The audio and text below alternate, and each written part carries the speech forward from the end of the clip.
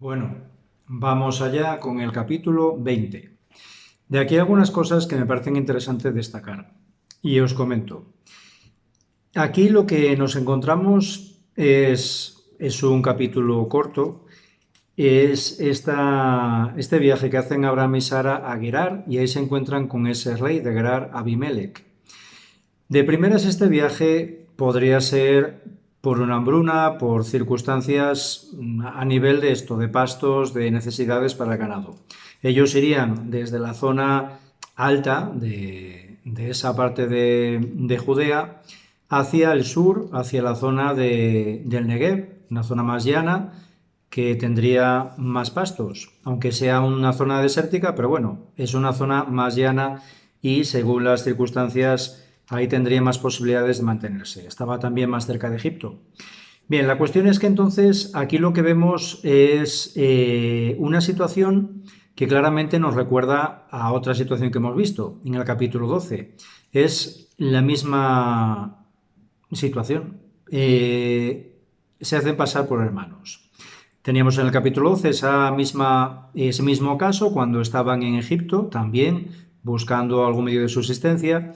Y de esa manera, aquí lo que se nos muestra es esto mismo, pero aquí ya es, y lo habíamos comentado en el capítulo 12, cuando se nos deja claro que no era una mentira, sino que realmente ellos eran hermanos, concretamente hermanastros. De esa manera, por comentaros, en principio lo que pasa aquí, lo primero, en cuanto llegan, es esto. Él la presenta como su hermana. Y acto seguido vemos cómo se lleva a cabo directamente ese rapto, porque es un rapto de Sara por parte de Abimelech, el deseo que tiene Abimelech de quedarse con Sara, ¿no? Aquí de primeras, teniendo en cuenta las edades, porque aquí Sara ya tendría 89-90 años, bien, para conformar el harén de este rey también pudiera ser, pero tampoco se ve así muy propio, ¿no? Que tuviera ese deseo por tener a Sara.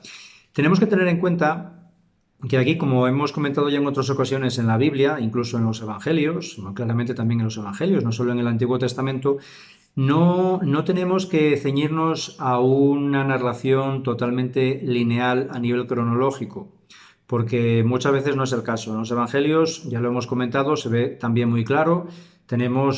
Hay partes que sí, que hay un orden cronológico, como por ejemplo en Mateo y en Lucas, comienza con los evangelios de la infancia, luego el desarrollo de toda la vida pública del Señor y termina con la pasión, y todos los evangelios terminan con la pasión y la resurrección, ¿no?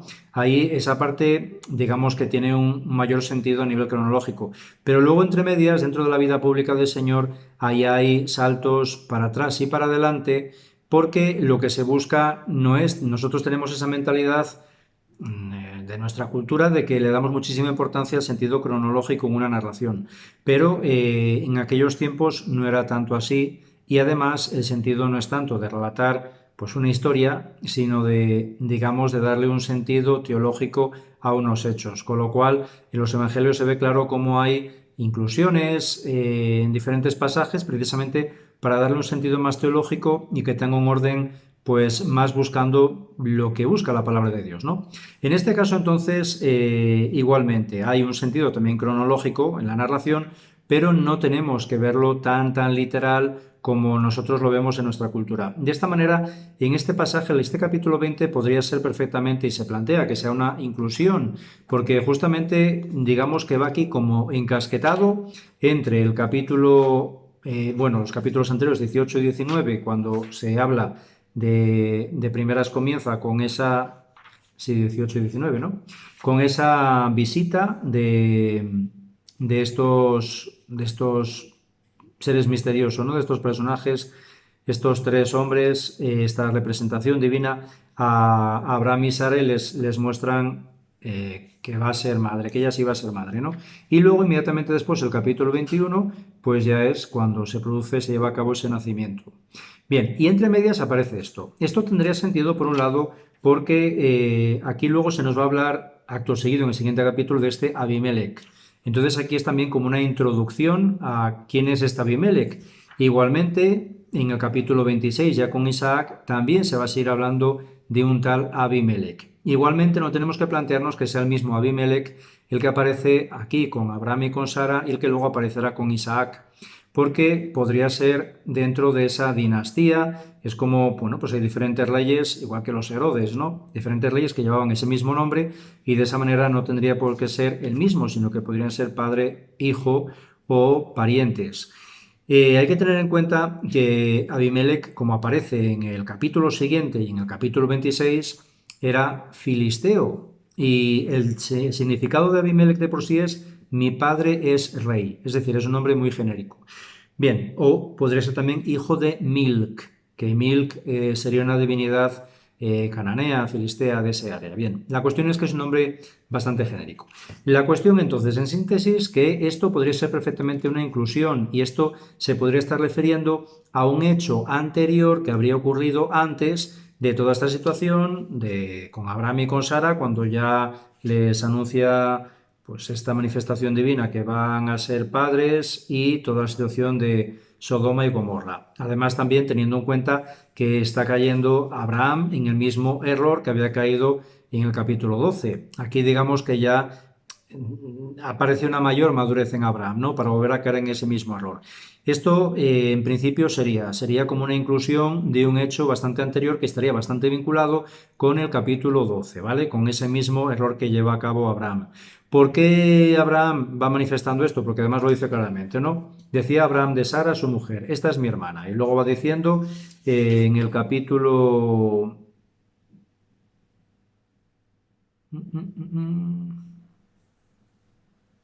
Bueno, ahora mismo no sé dónde lo pone, si eso lo pondré abajo, pero vamos, va diciendo, él dice, ¿no? Claramente que él había dicho a Sara que, así mira aquí, en el versículo 13 de este capítulo en el que estamos, y así cuando Dios me hizo salir errante de casa de mi padre, le dije a ella, a Sara, vas a hacerme este favor, en todos los lugares a los que vayamos dirás que soy tu hermano. Bueno, tiene sentido, evidentemente luego el gran error evidentemente es ceder a su esposa, es decir, por cobardía, lo que comentábamos ya en el capítulo 12 y que aparece otra vez en este capítulo 20. Por eso también decimos que pega más en todos los sentidos que sea una inclusión y que sea un hecho que hubiera ocurrido anteriormente, porque es ese gran error, ese grave error, porque es un pecado muy grave el de ceder por cobardía además a su esposa a otro hombre, ¿no? ¿Esto por qué era? Bueno, pues claramente porque él se jugaba la vida.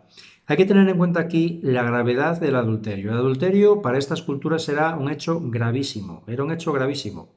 De esa manera nos aparece, repetimos también lo que os he comentado en otras ocasiones, me remito mucho al código de Hammurabi porque nos da mucha información a nivel extrabíblico, no solo lo que viene en la Biblia, que luego es muy bonito porque se ve que se corresponde totalmente esto que aparece en la Biblia, con esas tradiciones y esas legislaciones que había en toda este área y en aquella época, ¿no? Ese código de Hammurabi que decíamos, que es esa legislación vigente en toda esa área de Mesopotamia, Siria, bien.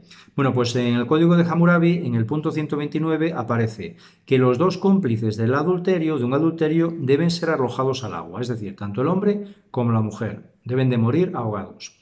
Bien, era muy grave el adulterio, ¿vale?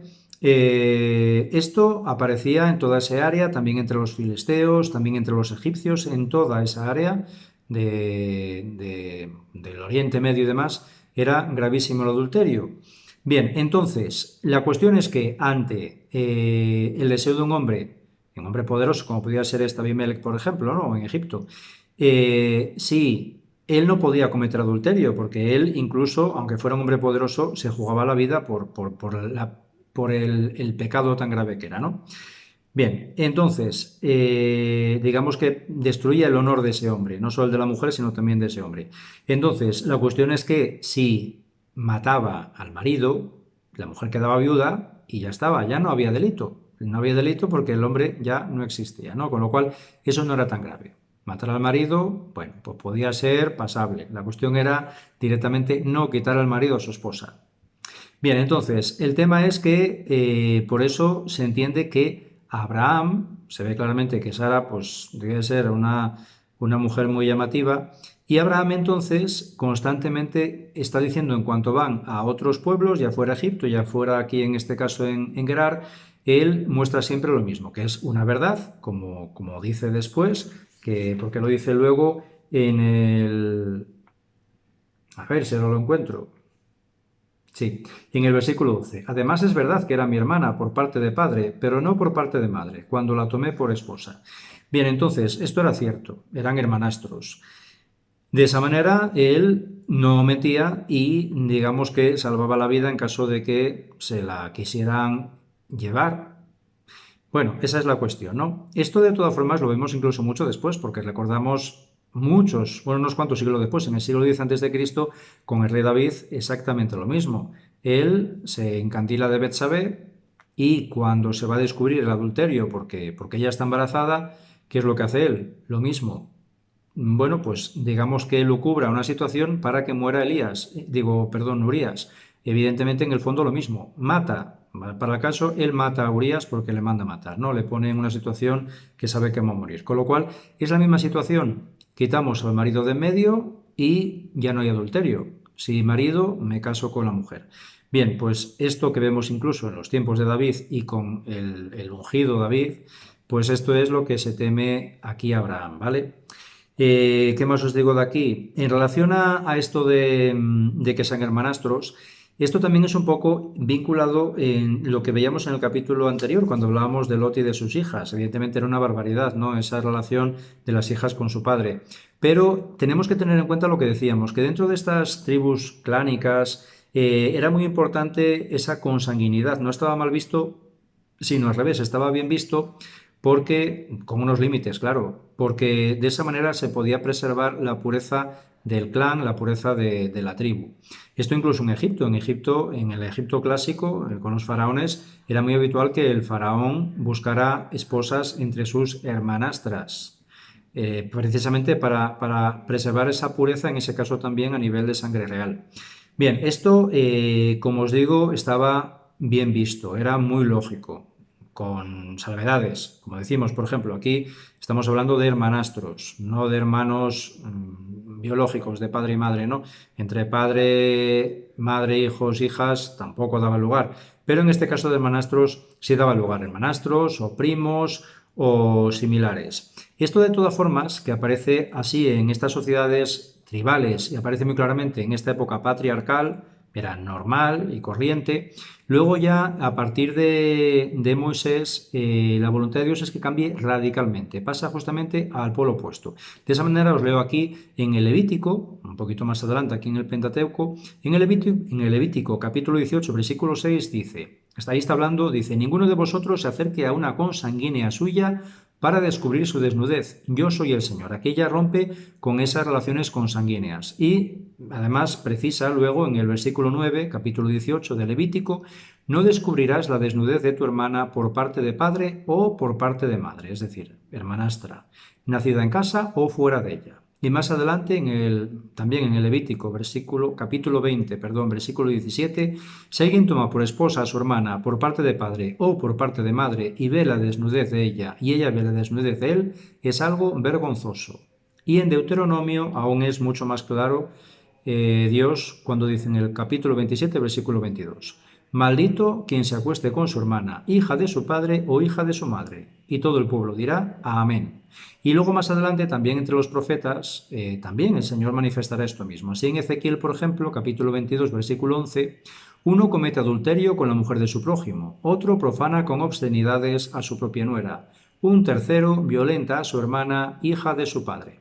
Bien, pues como vemos esto que en la época patriarcal no pasaba nada, Dios lo permitía, aquí vamos viendo esa pedagogía divina, ¿vale? Que como decimos, pues va llevando un proceso dentro de esa paciencia que tiene Dios y en un principio va permitiendo todavía estas circunstancias, pero luego ya va dejando claro que eso ya no da lugar. Cuando el pueblo ya llega a una madurez, cuando ya tienen, digamos, también una mayor independencia, una mayor autonomía en relación a estos pueblos que les rodean, porque aquí vemos claramente cómo Abraham y Sara dependen absolutamente, igual que también Lot dependía de los sodomitas. En el fondo realmente es esa situación en la cual digamos, estaba gestando ese pueblo, no era ni siquiera un pueblo, era todavía pues una tribu muy pequeñita y evidentemente necesitaban totalmente de los pueblos en los que vivían. Y en este caso, por ejemplo, estamos hablando de este lugar de Gerar, que eran filisteos, y en esta situación con Abimelech, ¿no? Bien, pues entonces eso por un lado. ¿Qué más os digo? Siguiendo avanzando un poquito. Bueno, aquí lo que dice también es significativo en relación a esto, en el versículo 3 le dice Dios a Abimelech. Aquí también es significativo porque Dios, a través de un sueño, pero también se le manifiesta a Abimelech. Es decir, aquí la palabra de Dios lo que nos muestra es que también estos pueblos que tenían, pues, estos eran filisteos, no tienen nada que ver con el pueblo elegido, pero sin embargo también todos los pueblos van recibiendo sus gracias, sus dones, en la medida de lo que Dios cree conveniente, necesario, y en la medida de que estos pueblos también, digamos, se abren a Dios, ¿no? A la gracia. Con lo cual, en este caso, pues también Abimelech recibe de una manera más sutil a través de un sueño, pero recibe también esta revelación, ¿no? Y Dios lo que le dice es, vas a morir a causa de la mujer que has tomado para ti, pues es una mujer casada. Es decir, vas a morir a causa de ella. Aquí no está hablando de que le va a matar, que le va a aniquilar Dios, sino que le está advirtiendo de que como tenga relaciones con ella, va a morir, pero va a morir simple y llanamente porque es que es parte de las normas legales y del honor de estos pueblos. Le advierte que pues corre peligro de muerte, ¿no? Por esa circunstancia. Y luego también es bonito porque un poquito más adelante, cuando él se justifica, Abimelech le dice que él no sabía nada, que no tiene ni idea de que fuera una mujer casada, que pensaba que eran hermanos. Entonces, digamos que aquí tampoco ese rapto, ese forzar a una mujer tampoco se veía mal en sí, ¿no? Era simplemente, bueno, pues parte de la situación cultural. Lo grave era simplemente el adulterio, eso sí. Bien, pues entonces, la cuestión es que más adelante en el versículo 7 le manifiesta Dios a Abimelech. Dice, ahora devuelve la esposa a su marido, él es un profeta y rezará por ti y vivirás. Aquí es el primer lugar en el cual se nos habla de ese profetismo. Aquí en este punto es cuando ya se nombra a Abraham como un profeta, es algo muy importante, es el primer momento. Y además es bonito porque aquí nos recuerda también esa intercesión que veíamos en el capítulo anterior, ¿no? Con estos de Sodoma y demás. Aquí en concreto le está diciendo claramente que va a rezar por él y por su familia y de esa manera podrá vivir, que es lo que vemos también al final de este capítulo. Cuando Abraham intercede, Abraham oró, versículo 17, Abraham oró a Dios y Dios curó a Abimelech, a su esposa y a sus esclavas, tal. Bueno, pues aquí se ve claramente esa intercesión también otra vez de Abraham, ese poder intercesor que tenía Abraham tan importante. ¿Qué más os comento de por aquí? Luego aparece aquí la compensación de Abimelech. Abimelech no les expulsa, sino que Abimelech lo que hace es compensar por esa ofensa. Y de esa manera compensa con ganados, con siervos, con tierra, porque le permite a Abraham y a Sara que se queden allí, que elijan además, dice, versículo 15, ahí tienes mi tierra ante ti, habita donde mejor te parezca. Y además también les ofrece 1000 monedas de plata. Bien, es una compensación por esa ofensa cometida precisamente también para salvar su propio honor y el honor de Sara concretamente. Y no sé si os tengo que comentar algo más por aquí, es importante. Yo creo que no. Creo que es eso lo que os quería comentar. Luego ya más adelante, como os digo, en el capítulo 26, ya nos aparecerá también una situación, pues en la misma línea, con su hijo, con Isaac, en relación a su esposa y también concretamente con un tal Abimelech, que como os digo no tendría por qué ser el mismo Abimelech, sino que sería de esa misma dinastía. Bien, pues yo creo que es todo lo que os tenía que decir, ¿de acuerdo? Sí. Lo dejo aquí, si hubiera alguna cosa ya os lo comento en la presentación del siguiente capítulo, el capítulo 21. Venga, nos vemos.